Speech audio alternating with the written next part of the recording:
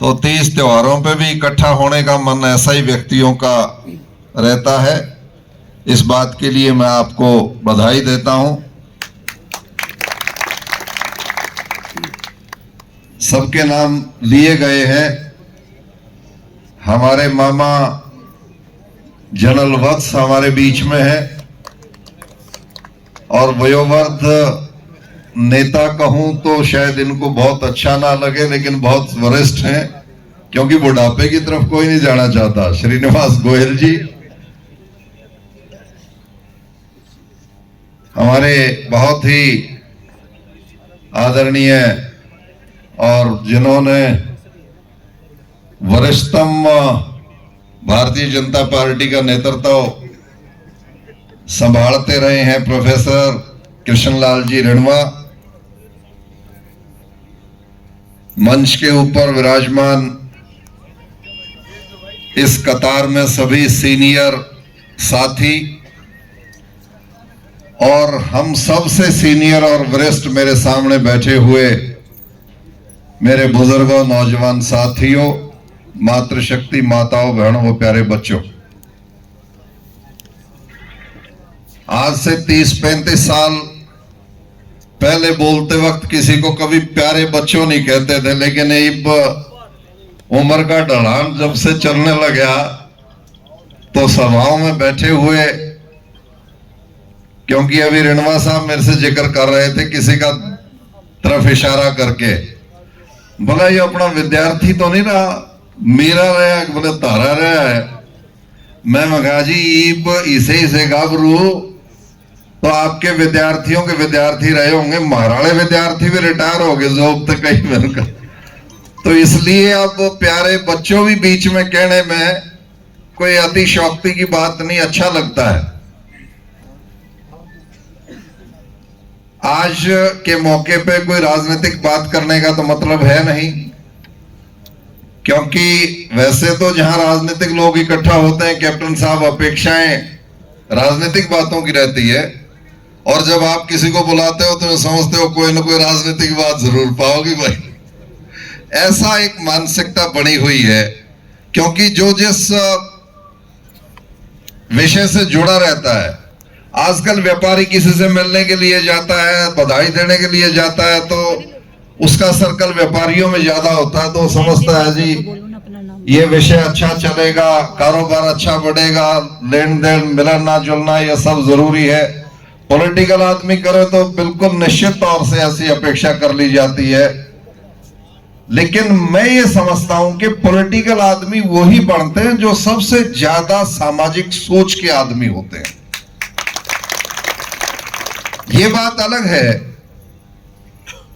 कि पॉलिटिकल जो विषय है, जब से हम राजनीति में पदार्पण कर रहे थे तो हमें भी लोग ये कहा करते थे, बोले छत्रपाल क्या मैं बढ़ गए, तो निराय ठगा का काम से निरे लुटेरे हैं बेट जो इसमें कड़ जाओगे।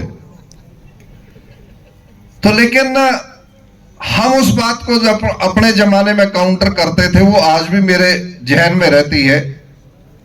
तब हम ये कहा करते हैं, मगर न्यू बताओ तमें यो हिंदुस्तान जिनने आजाद कराया, उनसे बड़ी सामाजिक सोच का कोई व्यक्ति हो सकता था क्या?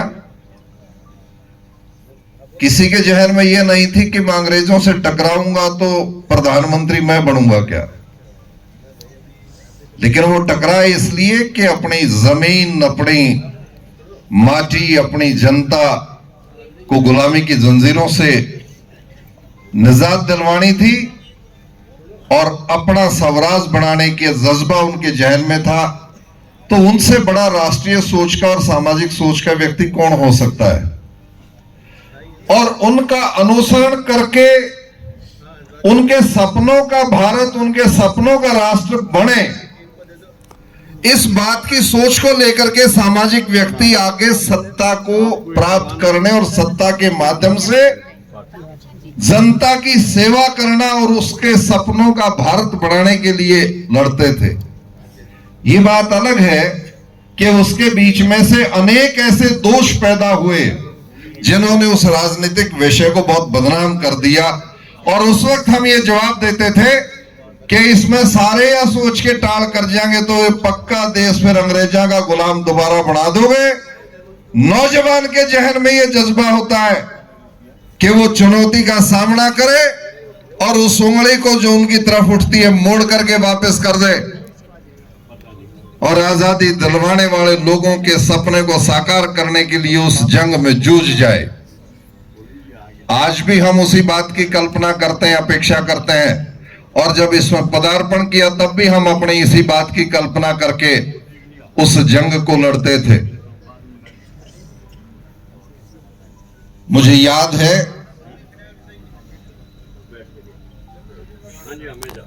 कि जब कभी देश के अंदर राजनीति में आपने देखा बहुत पैसे वालों का प्रभाव बढ़ने लगा तो लोगों में तकरार शुरू हुई, भाई पैसे वाले रहेंगे क्या, सामाजिक सोच के आदमी क्यों नहीं रहेंगे। मसलमैन जिनकी दहशत में फोगाड़ में घास जलती थी वही मसलमैन वोट के ऊपर कब्जा करके राजनीति में काबिज होने का काम किया और सत्ता का दुरुपयोग किया, उनके खिलाफ आवाजें उठी।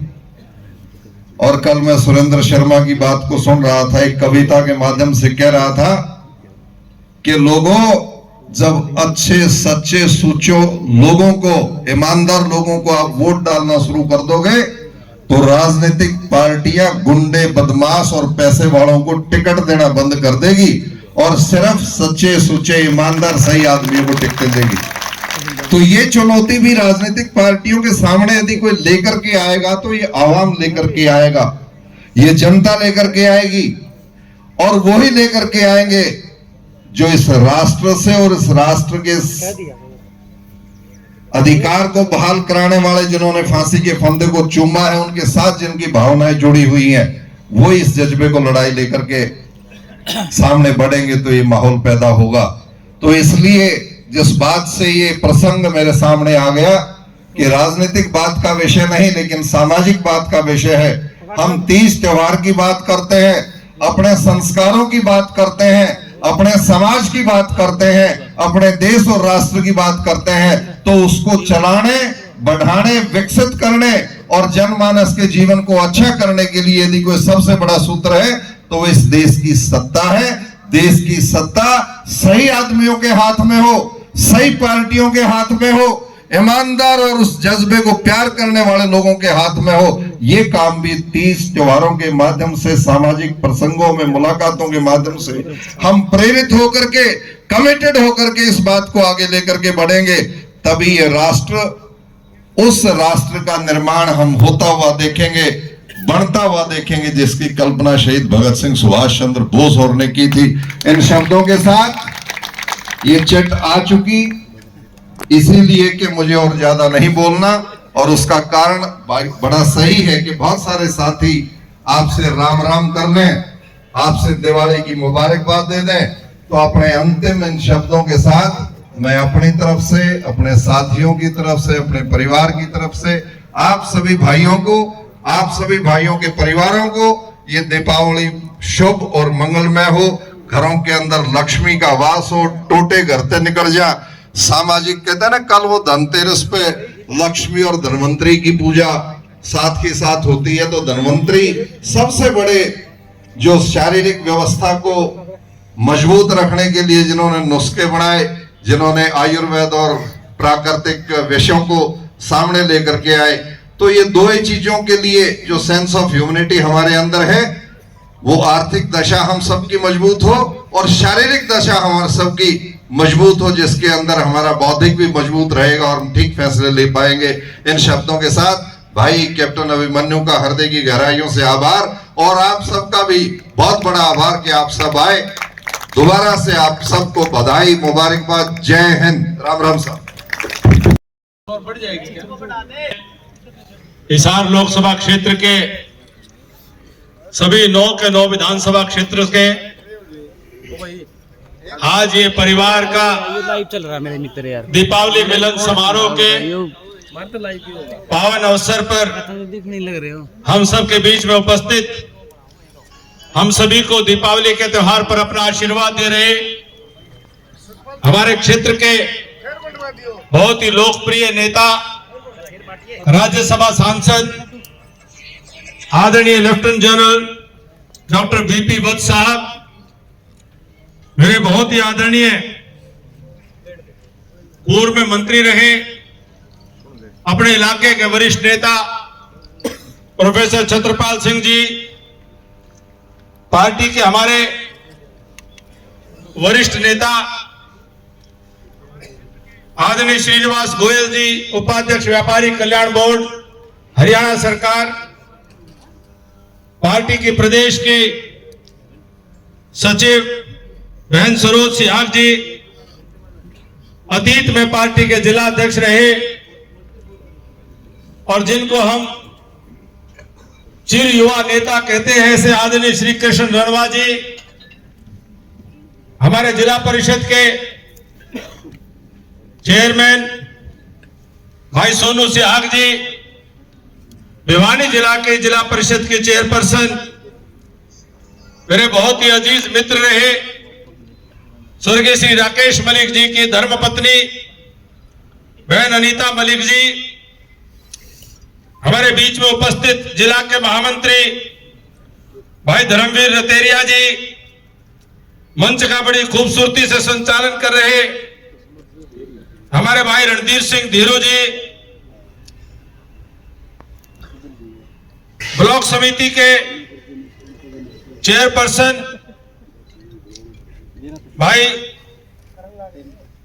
कुलदीप चेयरमैन जी, अशोक कनौजिया जी, रामचंद्र गुप्ता जी, बहन सुषमा पांचाल जी, बहन सरला जी, जिला पार्षद भाई विजेंद्र खरब जी, आदरणीय महाराज दर्शन गिरी जी, श्री वीर सिंह जी, भाई अजय जी, ओपी मालिया जी, रणधीर सिंह किरमारा जी, हमारे चेयरपर्सन भाई हंसराज जी, आनंद जी, प्रदीप जी, समुद्र बोरा जी, जिला परिषद के हमारे वाइस चेयरमैन,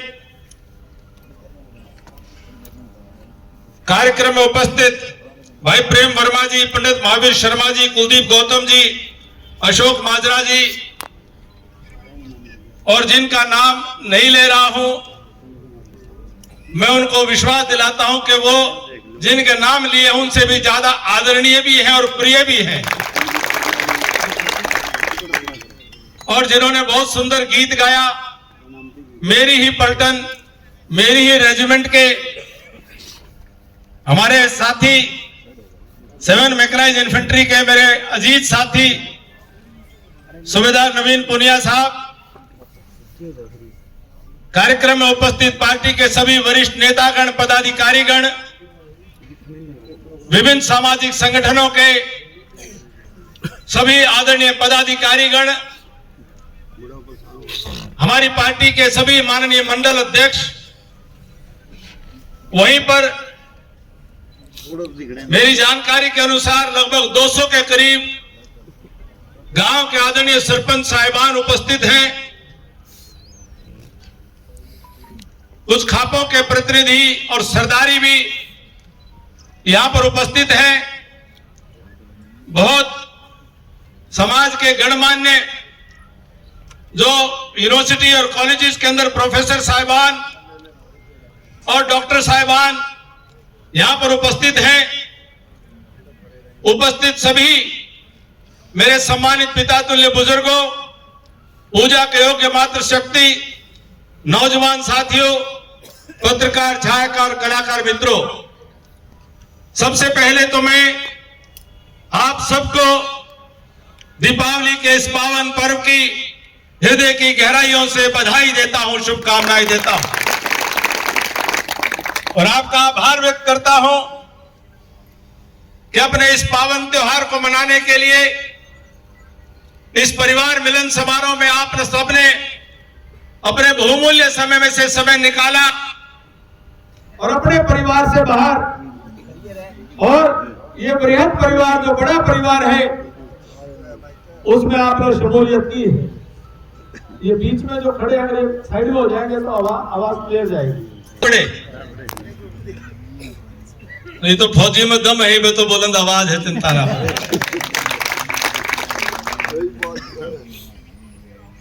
त्योहार मनाने का इससे सुंदर तरीका नहीं हो सकता है।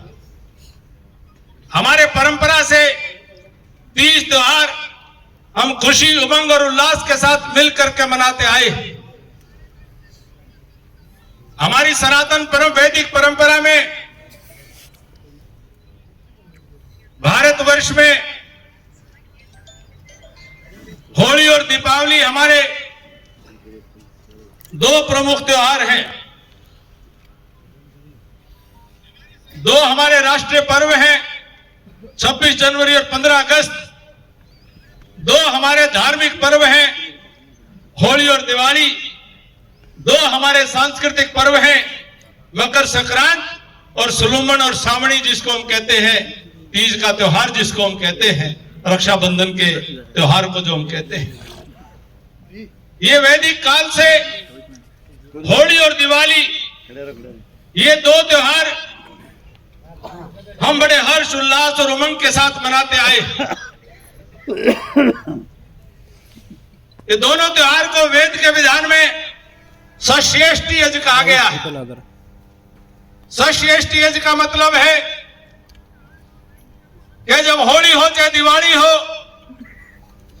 हमारी अर्थव्यवस्था का मूल आधार जब किसान कृषि के अपने काम को पूरा करके रात दिन खून अपना पसीना बहा करके धूप, गर्मी, बारिश, सर्दी की परवाह न करते हुए अपने खेतों में लहलहाते अनाज को जब फसल को काट करके और जब अपने अन्न और अनाज के भंडार भरने का काम करता है,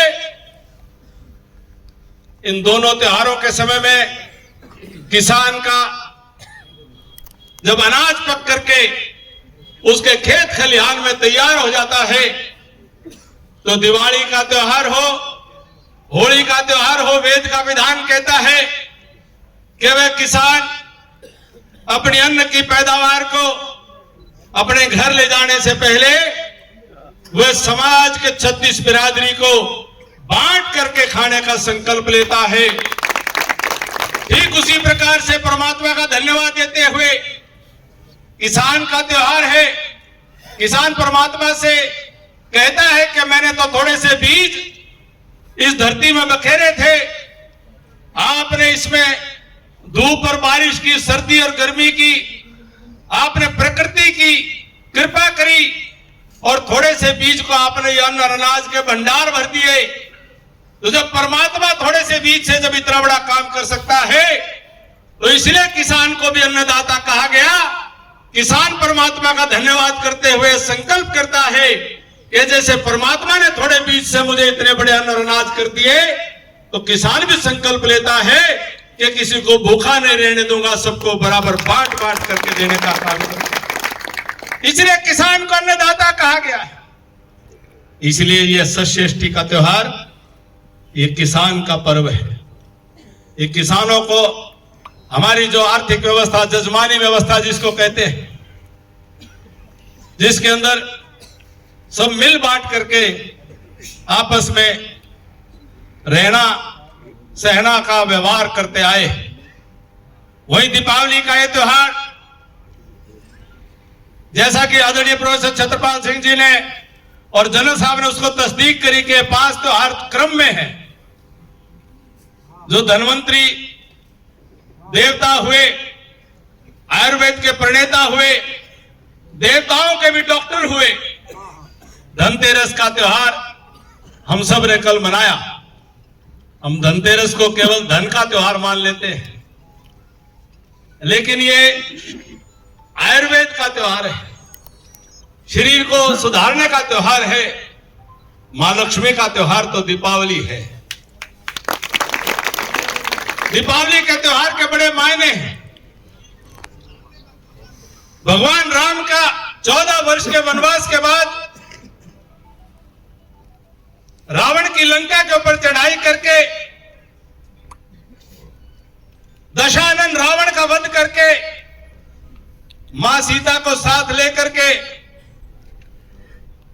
हनुमान लक्ष्मण को साथ में लेकर के जब 14 वर्ष के वनवास के बाद अपने घर वापसी करते हैं, सत्य, धर्म और न्याय की स्थापना करने के बाद असत्य, धर्म और अन्याय को मिटाने के बाद निराशा से आशा की ओर जो आगमन है, अंधेरे से उजाले की ओर जो आगमन है। कल अमावस की रात होगी, रात अंधेरी रात होगी, लेकिन जिस प्रकार से अयोध्या में भगवान राम जब 14 वर्ष के वनवास के बाद लौटे, अयोध्या के लोगों ने दीपों की श्रृंखला जला करके, दीपमाला बना करके दीपावली के त्योहार की परंपरा शुरू की थी। यह त्योहार संकेत देता है, संदेश देता है कि किसी भी परिस्थिति में, किसी भी हालात में 14 साल का वनवास स्वयं भगवान श्री राम को भी काटना पड़ा, लेकिन निराशा से आशा की ओर एक दिन दीपावली मनाने का मौका सबको मिलता है। संकल्प मजबूत करके रखना है। राम का मतलब ही रा अंधेरे से प्रकाश की ओर है। रा और मैं को जब हम अलग अलग पढ़ते हैं, अंधेरे से उजाले की ओर जाना है।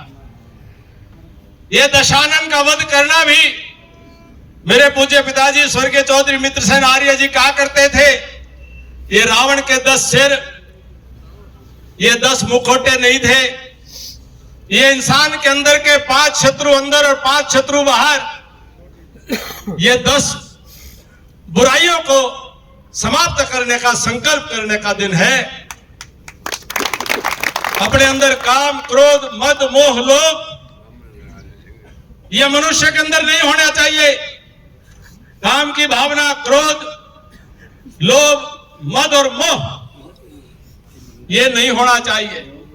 इसको पर काबू पाना है। और वही कहते थे 5 शत्रु बाहर हैं। किसी के जीवन में अभाव नहीं होना चाहिए, किसी के जीवन में ज्ञानता नहीं होनी चाहिए, किसी के जीवन में आलस्य नहीं होना चाहिए, किसी को अन्याय नहीं करना चाहिए। ऐसे करते हुए ये 10 बुराइयों को दूर करने का संकल्प लेने का ये अवसर है। इसीलिए आज जब हम बैठते हैं, आमतौर पर दीपावली हम अपने घर में भी मना सकते हैं, लेकिन सामूहिक इकट्ठा होकर के हम इस बात पर विचार करते हैं दीपावली का त्योहार क्या है। सामाजिकता बढ़ती है, आपस में सत्संग से आदान प्रदान होता है, एक दूसरे को जानते पहचानने का अवसर हमें मिलता है। तो मैं आप सभी इतनी बड़ी संख्या में आए, मैं आप सभी का हृदय से आभार भी व्यक्त करता हूं। और साथ साथ आदरणीय जनरल साहब और सारे मेरे वरिष्ठ नेतृत्व की उपस्थिति में मैं मान करके चलता हूं कि जिस प्रकार से भगवान राम का 14 वर्ष का वनवास वो पूरा करके दीपावली के त्योहार अयोध्या वासियों के साथ मिलकर के मना रहे थे, हमारे इस इलाके का राजनीतिक वनवास भी जल्दी ही हम पूरा करके अपने इस इलाके की दिवाली मनाने का भी काम हम कर पाएंगे। हरियाणा के और देश की राजनीति के अंदर हिसार जिला और इस इलाके का बड़ा महत्व होता था। सन 1857 की क्रांति का इतिहास भी कोई पढ़े, उस वक्त अंग्रेज की राजधानी दिल्ली नहीं थी, वो कलकत्ता थी। दिल्ली मात्र एक हिसार की जो एडमिनिस्ट्रेटिव इकाई का एक छोटा सा हिस्सा था। दिल्ली भी हिसार का हिस्सा था, एडमिनिस्ट्रेटिव इकाई का। और लंबे समय हरियाणा प्रदेश के आजादी से पहले के कालखंड से लेकर के आज तक, आजादी से पहले के भी जब जब इलेक्शन 1922 के कानून के तहत हुए, 1935 के कानून के तहत हुए, तब से लेकर के और बहुत कुछ समय पहले तक एक बहुत बड़ा स्थान इस इलाके का हुआ करता था। देश की राजनीति में दिल्ली में भी और चंडीगढ़ में भी आपकी तूती बोला करती थी। लेकिन कहीं न कहीं हम लोग राजनीतिक तौर पर कुछ पेशेवर राजनीति का शिकार हुए, जो परिवारवादी और जातिवादी राजनीति के चंगुल में फंस करके कहीं ना कहीं कमजोर हुए। उस नाते से ये दीपावली का त्योहार एक अच्छा अवसर है संकल्प लेने का कि जिस प्रकार भगवान श्री राम ने अपने वनवास के समय में सारी शक्तियों को साथ लेकर के समस्त रास्ते में आने वाले, कभी भीलनी का सहयोग लेकर के, कभी खेवट का सहयोग लेकर के, कभी वानर सेना का सहयोग लेकर के, कभी जामवंत उनका सहयोग लेकर के, कभी पक्षी गरुड़ का सहयोग लेकर के, भगवान राम ने सबको साथ लेकर के और बुराई के, अधर्म के और अन्याय के और असत्य के रूप को नष्ट किया। आज मेरे हिसार जिले के सारे राम, हिसार लोकसभा के ये उचाड़ा और वाणीखेड़ा से भी आए हैं, ये सारे भगवान श्री राम बेटे हैं। मैं आपसे प्रार्थना करता हूं, ये संकल्प लें कि जो ये राजनीतिक लोग जातिवाद की गंदगी फैलाने की कोशिश करते हैं, सीमा जाइए, जो राजनीतिक लोग जो जातिवाद का जहर फैलाने की कोशिश करते हैं, हमें आपस में बांट करके और ये अपने परिवारों के राज बनाने के सपने लेते हैं, हमें इस जातिवाद के जहर को समाप्त करने का संकल्प लेना चाहिए। जो सबका भला नहीं कर सकता, मैं कहा करता हूं, जो सर्व समाज का भला नहीं कर सकता, जो 36 बिरादरी के भलाई की नहीं सोच सकता, वो अपनी बिरादरी का भी नहीं कभी भी भला करने वाला केवल अपने परिवार का, वो गुण में से बाहर नहीं सोच सकता। इंसानियत, मानवता, कभी कभी तो मैं आदरणीय जन साहब माफी चाहूंगा, कोई बुरा ना माने, मैं कभी कभी तो पूछ लिया रोमा भाई, कोई नु क्या बोला ना ना बोला हम तो न्यूसार, कोई नु का बोला हम न्यूसार, कोई नु का हम न्यूसा। अबे तेरे न्यारे सींग लाग रहे हो तो दिखा दे भाई, मानस तो सारे एक बार के दिखे। और हमने तो वेद के अंदर एक मनुस्मृति का संदेश भी यही है, जन्मना शूद्र जायते, कि हर इंसान परमात्मा जब जन्म देता है तो शूद्र रूप में देता है, और हर इंसान को अपने जीवन में जो पुरुषार्थ के 4 लक्ष्य हैं, धर्म, अर्थ और काम और मोक्ष को प्राप्त करना है, हर इंसान को 4 आश्रम में जीवन को जीना है। एक हिस्सा ब्रह्मचर्य के पालन करते हुए, एक हिस्सा गृहस्थ का पालन करते हुए, एक हिस्सा वानप्रस्थ का पालन करते हुए, एक हिस्सा संन्यास का पालन करते हुए जीवन की यात्रा को आगे बढ़ाना है। वही 4 वर्णों में हर इंसान को जीवन जीना है। अपने प्रातः रोज अपनी दिनचर्या में हम जब शरीर की मेहनत का काम करते हैं तो हम शूद्र रूप के अंदर उस वर्ण को जीते हैं, और जब हम कृषि से लेकर के और व्यापार उद्योग के माध्यम से अर्थोपार्जन का काम करते हैं तो हम वैश्य की भूमिका में होते हैं, और जब हम बुराई के खिलाफ लड़ाई करने के लिए अस्त्र उठाते हैं, कमजोर की रक्षा करने के लिए हम खड़े होते हैं, मजबूर की रक्षा करने के लिए हम खड़े होते हो, तो हम क्षात्र धर्म का पालन करते हैं, हम क्षत्रिय वर्ण का पालन करते हैं। और जब हम मां सरस्वती की साधना करते हुए हम शिक्षा, विद्या और ज्ञान की साधना करते हैं तो हम ब्राह्मण धर्म का पालन करते हैं। ये 4 वर्ण हम रोज जीते हैं। ये जातियों की व्यवस्था ये नॉन साइंटिफिक है, ये असामाजिक भी है।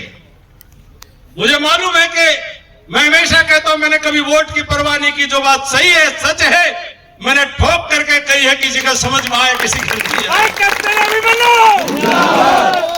क्यों मैं समझता हूं कि अगर मैं भी झूठ बोलूंगा, मैं भी बहकाऊंगा, तो मेरा 18-19 साल की उम्र में फौज में जाना भी मेरा सार्थक नहीं हुआ, मेरा गलत निशाना। मेरे परिवार में कोई राजनीति में भी नहीं है, मेरा यही परिवार है साथियों, इसलिए मैं खुल करके अपनी बात आप सबके बीच में कह लेता हूं, आप मेरी सुन लेते हो। और मेरे पास शब्द नहीं है, मैं आपका धन्यवाद करूं, शब्दों से शायद कभी पूरा हो भी नहीं पाएगा। इतना आपको भरोसा दिलाता हूं सभी साथियों को, आज दीपावली मिलन पर आप आए हैं, हम यही हैं, एक साथी को यही बैठ करके मिलूंगा, एक साथी को मैं व्यक्तिगत तौर पर मिलना चाहता हूं। आप समय निकाल करके आए हैं, और आपको भरोसा दिलाते हैं कि इस दीपावली के पावन पर्व पर भगवान राम को ध्यान में रखते हुए कि जिस प्रकार से जब 500 साल का श्री राम जन्मभूमि का मामला सुधार करके जब अयोध्या में श्री राम लला का भव्य दिव्य मंदिर बनने जा रहा हो, तो भारत की वर्तमान पीढ़ी ये संकल्प ले ले कि आने वाले भविष्य में भी कभी कभी भारत पर कोई जुल्म ढाए, आने वाले समय में भी कभी कोई ऐसी परिस्थितियां बन जाएं कि भारत के लोग बढ़ जाएं और बाहर से आक्रमणकारी भारत के ऊपर आकर के कब्जा करें और फिर कोई बाबरी जैसे ढांचे को कहीं ना कहीं खड़ा करने की हिम्मत कर ले, फिर कोई सोमनाथ के ऊपर हमला करने की कोशिश कर ले। आज की वर्तमान पीढ़ी ये संदेश दे रही है कि 500 साल के न्याय को भी दूर करने की कुव्वत भारत के समाज में है और हम अपना भव्य राम मंदिर बनाने जा रहे हैं। हमारे अंदर वो कुव्वत है। हम एक बार गलती हो सकती है, एक बार हम कहीं ना कहीं पिछड़ सकते हैं, लेकिन इस हिसार लोकसभा के ये सभी राम श्री राम भगवान यहाँ पर उपस्थित हैं, सबकी साक्षी में कहता हूं कि अपने इस इलाके का गौरव जो देश में और हमारा प्रदेश में होना चाहिए, आप और हम सब मिलकर के उसको स्थापित करने का काम करेंगे। आप सभी आए, मैं बहुत बहुत आभार व्यक्त करता हूं हृदय की गहराइयों से, और अपनी बात को उस बात को कह के समाप्त करूंगा जो हमारे सबसे सीनियर लीडर ने कही। और बढ़ जाएगी क्या? हिसार लोकसभा क्षेत्र के सभी 9 के 9 विधानसभा क्षेत्र के आज ये परिवार का ये लाइव चल रहा है मेरे मित्र यार। दीपावली मिलन समारोह के पावन अवसर पर दिख नहीं लग रहे हो। हम सब के बीच में उपस्थित हम सभी को दीपावली के त्योहार पर अपना आशीर्वाद दे रहे हमारे क्षेत्र के बहुत ही लोकप्रिय नेता, राज्यसभा सांसद आदरणीय लेफ्टिनेंट जनरल डॉक्टर बीपी वत्स साहब, मेरे बहुत ही आदरणीय पूर्व में मंत्री रहे, अपने इलाके के वरिष्ठ नेता प्रोफेसर छत्रपाल सिंह जी, पार्टी के हमारे वरिष्ठ नेता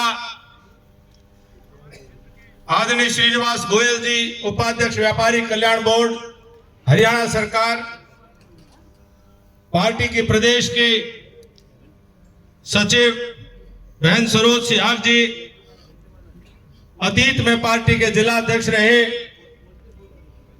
और जिनको हम चिर युवा नेता कहते हैं, ऐसे आदरणीय श्री कृष्ण रणवा जी,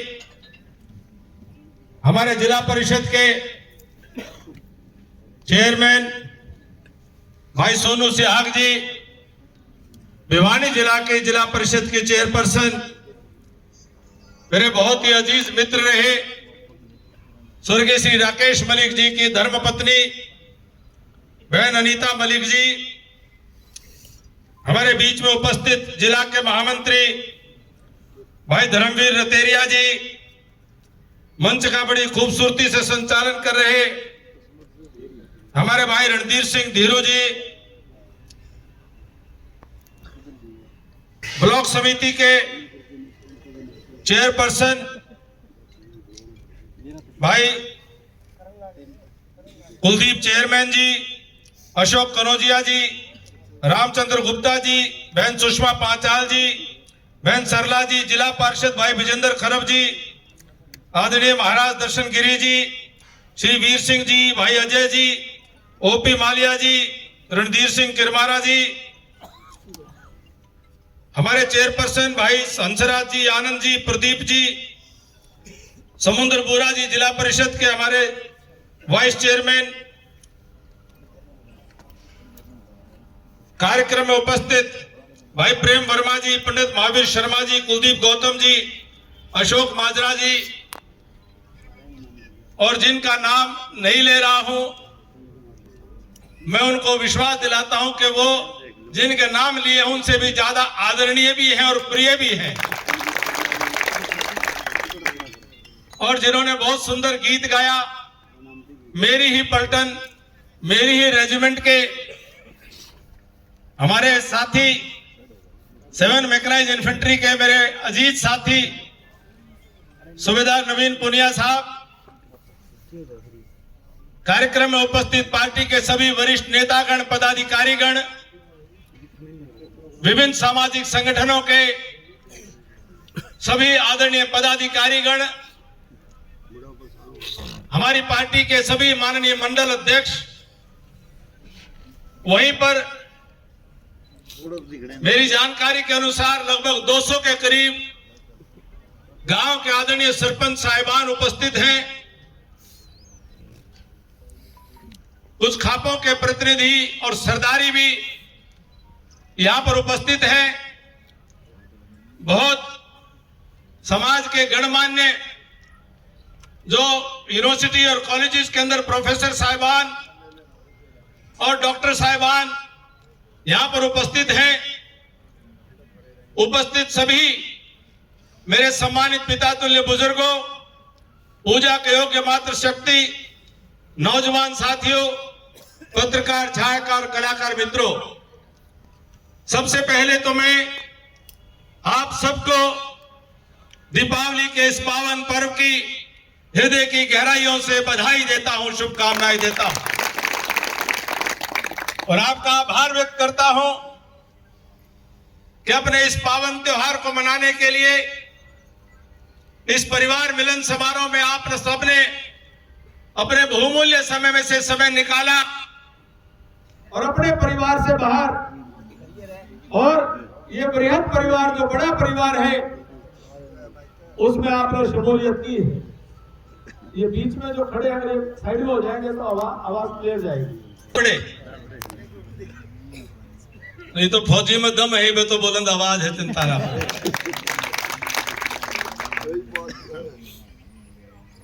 त्योहार मनाने का इससे सुंदर तरीका नहीं हो सकता है।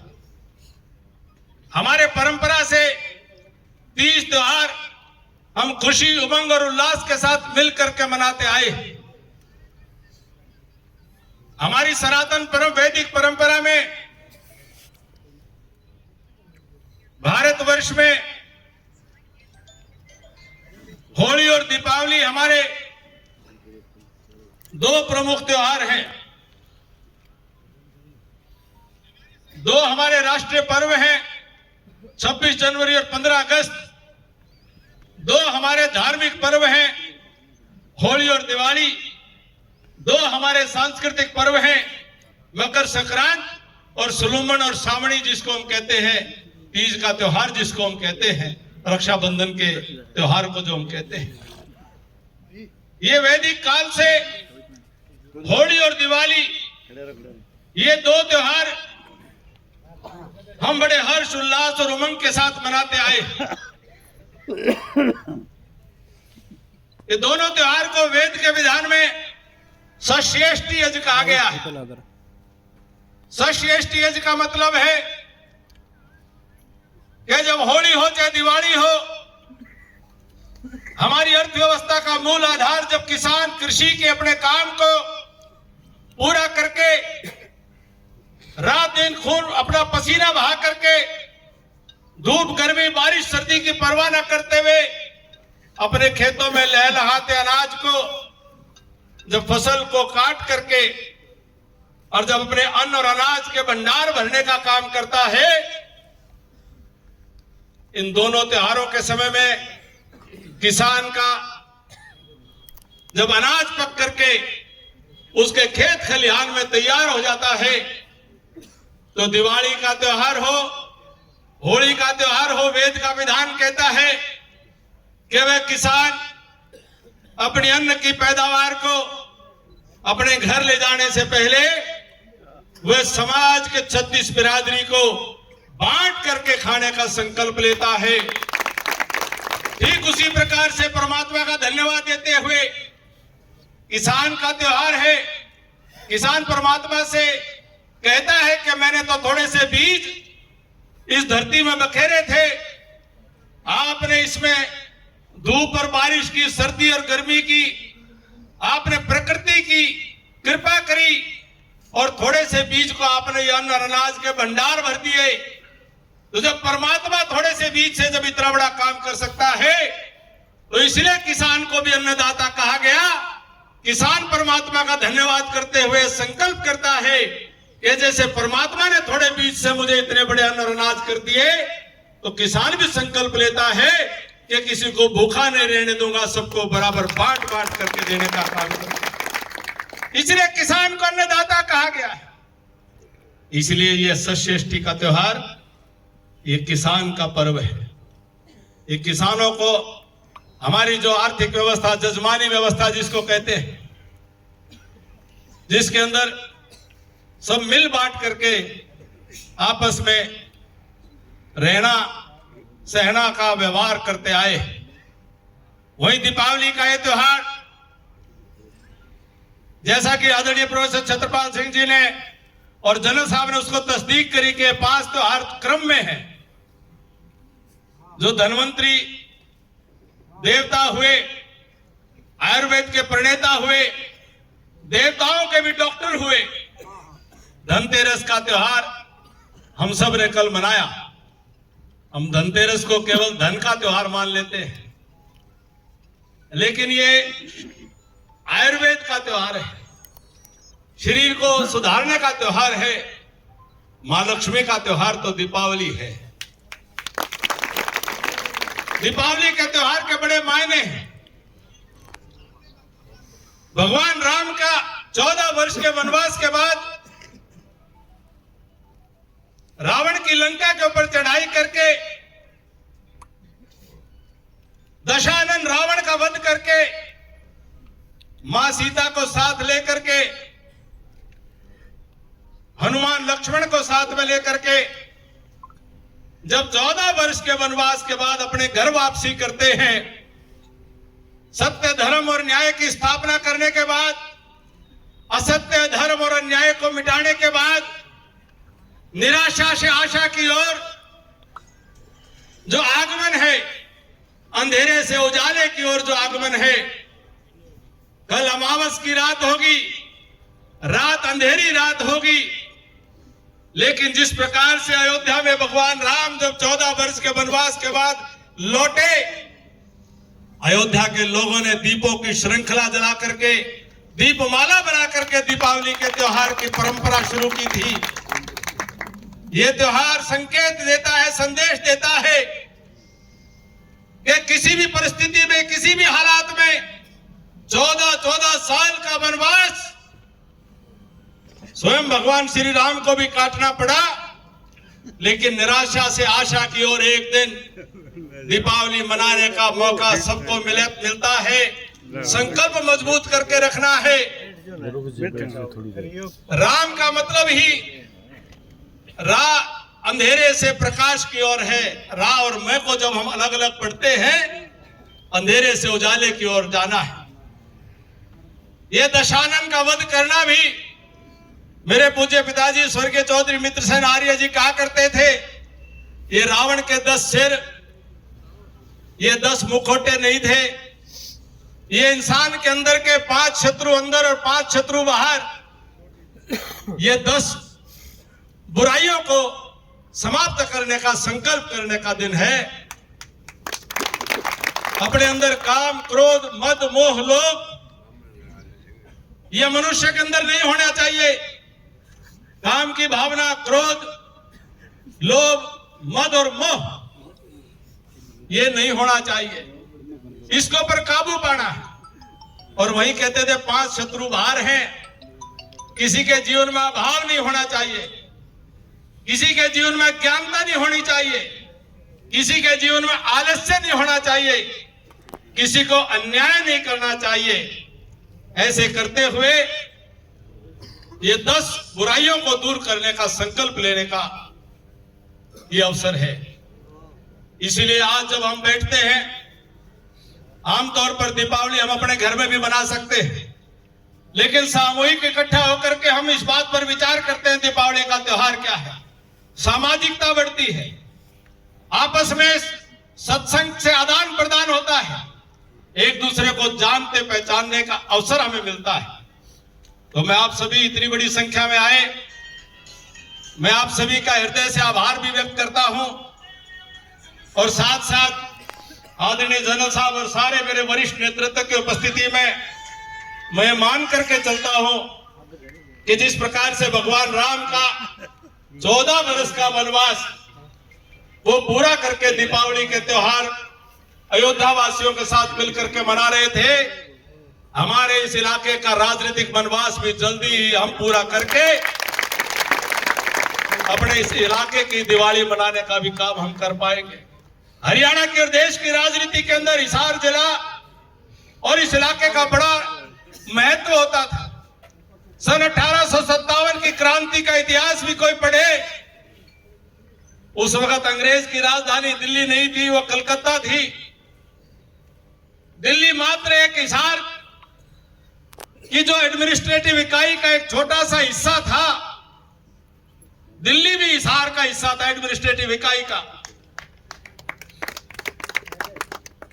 और लंबे समय हरियाणा प्रदेश के आजादी से पहले के कालखंड से लेकर के आज तक, आजादी से पहले के भी जब जब इलेक्शन 1922 के कानून के तहत हुए, 1935 के कानून के तहत हुए, तब से लेकर के और बहुत कुछ समय पहले तक एक बहुत बड़ा स्थान इस इलाके का हुआ करता था। देश की राजनीति में दिल्ली में भी और चंडीगढ़ में भी आपकी तूती बोला करती थी, लेकिन कहीं ना कहीं हम लोग राजनीतिक तौर पर कुछ पेशेवर राजनीति का शिकार हुए, जो परिवारवादी और जातिवादी राजनीति के चंगुल में फंस करके कहीं ना कहीं हम कमजोर हुए। उस नाते से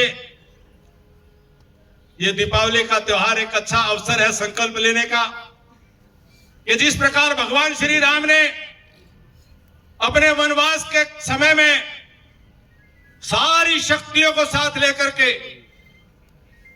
समस्त रास्ते में आने वाले, कभी भीलनी का सहयोग लेकर के, कभी खेवट का सहयोग लेकर के, कभी वानर सेना का सहयोग लेकर के, कभी जामवंत उनका सहयोग लेकर के, कभी पक्षी गरुड़ का सहयोग लेकर के,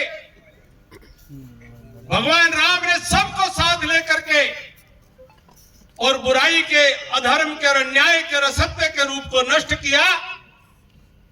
आज मेरे हिसार जिले के सारे राम, हिसार लोकसभा के ये उचाड़ा और वाणीखेड़ा से भी आए हैं, ये सारे भगवान श्री राम बेटे हैं। मैं आपसे प्रार्थना करता हूं, ये संकल्प लें ये जो ये राजनीतिक लोग जातिवाद की गंदगी फैलाने की कोशिश करते हैं, सीमा जाइए, जो राजनीतिक लोग जो जातिवाद का जहर फैलाने की कोशिश करते हैं, हमें आपस में बांट करके और ये अपने परिवारों के राज बनाने के सपने लेते हैं, हमें इस जातिवाद के जहर को समाप्त करने का संकल्प लेना चाहिए।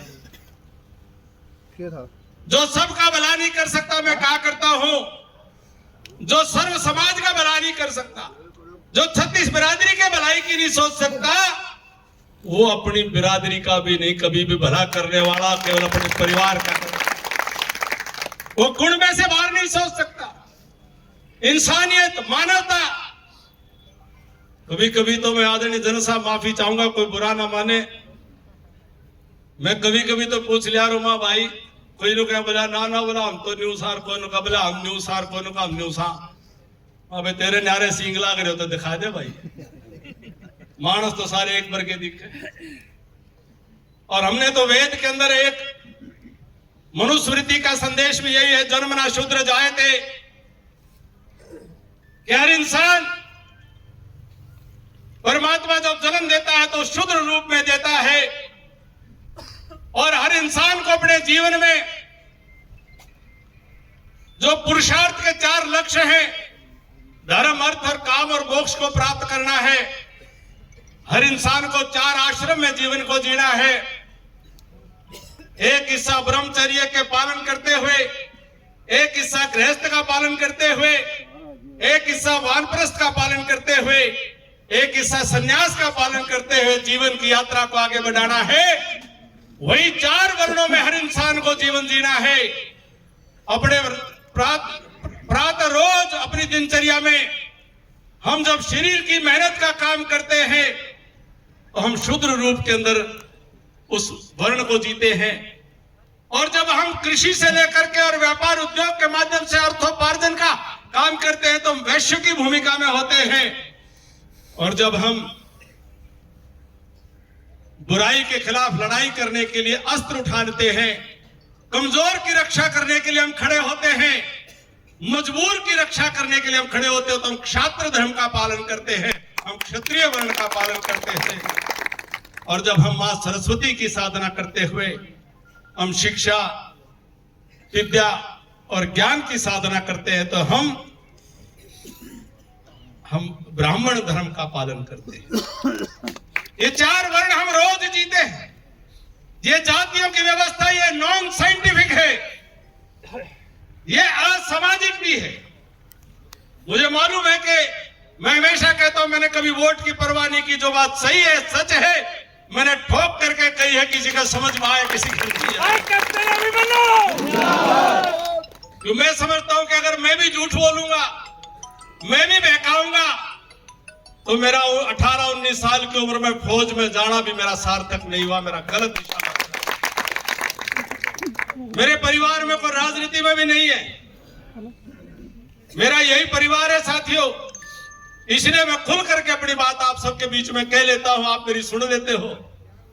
और मेरे पास शब्द नहीं है मैं आपका धन्यवाद करूं, शब्दों से शायद कभी पूरा हो भी नहीं पाएगा। इतना आपको भरोसा दिलाता हूं सभी साथियों को, आज दीपावली मिलन पर आप आए हैं, हम यही हैं। एक साथी को यही बैठ करके मिलूंगा, एक साथी को मैं व्यक्तिगत तौर पर मिलना चाहता हूं। आप समय निकाल करके आए हैं, और आपको भरोसा दिलाते हैं कि इस दीपावली के पावन पर्व पर भगवान राम को ध्यान में रखते हुए कि जिस प्रकार से जब 500 साल का श्री राम जन्मभूमि का मामला सुधार करके जब अयोध्या में श्री राम लला का भव्य दिव्य मंदिर बनने जा रहा हो, तो भारत की वर्तमान पीढ़ी यह संकल्प ले ले कि आने वाले भविष्य में भी कभी कभी भारत पर कोई जुल्म ढाए, आने वाले समय में भी कभी कोई ऐसी परिस्थितियां बन जाएं कि भारत के लोग बढ़ जाएं और बाहर से आक्रमणकारी भारत के ऊपर आकर के कब्जा करें, और फिर कोई बाबरी जैसे ढांचे को कहीं ना कहीं खड़ा करने की हिम्मत कर ले, फिर कोई सोमनाथ के ऊपर हमला करने की कोशिश कर ले। आज की वर्तमान पीढ़ी ये संदेश दे रही है कि 500 साल के न्याय को भी दूर करने की कुव्वत भारत के समाज में है, और हम अपना भव्य राम मंदिर बनाने जा रहे हैं। हमारे अंदर वो कुव्वत है।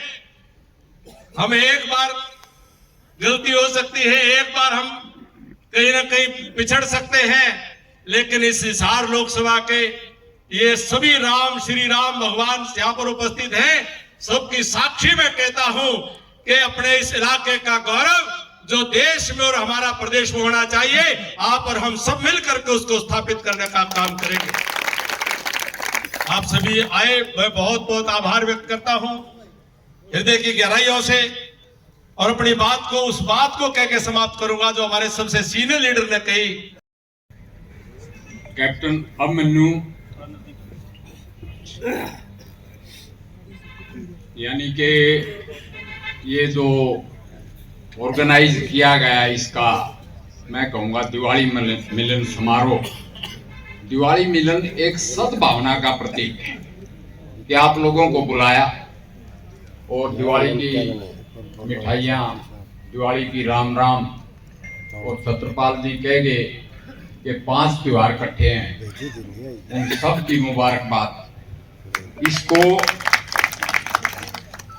मिलिट्री प्रेसिजन यानी जैसे फौज करती है ना टाइम पे, और भरा है खचाखच पंडाल, सामने फौजी बैठे हैं।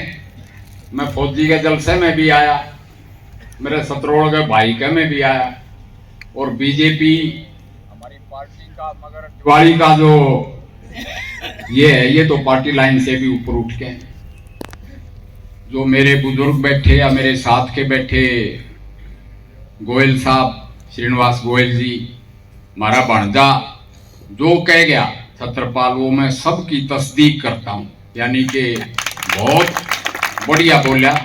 एक बात मैं जरूर कहूंगा, चर्चिल ने कहा था इस डेमोक्रेसी के बारे में, क्योंकि सबसे पहले पॉलिटिक्स शुरू होती है जब वोटर वोट देता है, वो भी यूं चाहता है जिसको वोट दूं भाई वो जीतना चाहिए। पॉलिटिक्स तो वहीं शुरू होगी।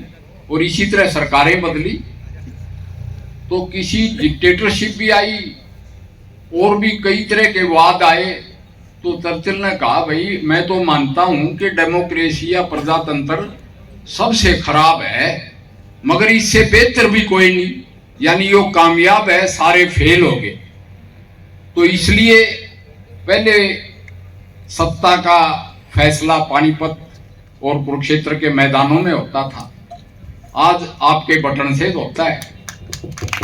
तो यहाँ पे मेरे बहुत से भाई आए हुए हैं, यानी कि सबका नाम लूं तो टाइम लगेगा। मनु जी का रिक्वेस्ट है कि दिवाली की मुबारकबाद दे के राम राम कह के इसको जल्दी खत्म किया जाए। और खासकर खाने का टाइम हो गया, इसलिए मैं आपके बीच में नहीं खड़ा हूंगा। आप आए, आपका बहुत बहुत धन्यवाद। भाई अमीनू ने ये किया, उनको शाबाश। एक बात लास्ट में जरूर कहूंगा, देखो यहाँ बहुत रह गए जिनका मैं नाम नहीं ले सका। सरोज सियाग बैठी है, छत्रपाल हैं, कुलदीप गौतम है, धीरू भाई हमने बुला ही रहा है इधर भी, और मेरे ये सारे फौजी बैठे हैं। और जिनका नहीं नाम ले सका टाइम की वजह से नहीं ले सके, तो मैं फिर ये कहूंगा कि सारी बात छत्रपाल कह रहा था, पॉलिटिक्स तो बहुत जरूरी है, मैं भी मानता हूँ। उसके साथ साथ इतना मैं जरूर कहूंगा कि मेरे से कोई पूछ रहा था कहाँ हो क्या हो, मैं प्रोफेशनल पॉलिटिशियन नहीं हूँ भाई, मैं हूँ फौजी। और फौज ये जरूर समझती है कि मोदी तीसरी दफा बहुत जरूरी है। बहुत बहुत धन्यवाद बाबूजी, आपके आशीर्वचन हम सबको मिले हैं। बहुत देखे पर आप जैसी शख्सियत नहीं देखी। जोरदार तालियों से स्वागत और अभिनंदन। मेरा निवेदन कैप्टन अभिमन्यु जी से, वित्त मंत्री आओ आप अपना संबोधन, हमारे को आशीर्वचन और ये प्यार प्रेम शुभ। ये आंसी का इतिहास है। ये विमोचन लेखक हैं जगदीश सैनी जी, वरिष्ठ साहित्यकार हैं, अनेकों इन्होंने पुस्तकें लिखी हैं। मेरा निवेदन कि ये अपने हाथों से कैप्टन अभिमन्यु जी इस किताब का विमोचन कर रहे हैं। मनसा सिंह जनरल जीपी वत्स जी से और श्रीनिवास गोयल जी से, सोनू सियाग जी से, अशोक सैनी जी से, सभी से 2 मिनट की बात। ये झांसी का इतिहास जो बुक है हमारे वरिष्ठ साथी जगदीश सैनी जी ने लिखी है। एक बार जोरदार तालियां भाई साहब के लिए। बड़ा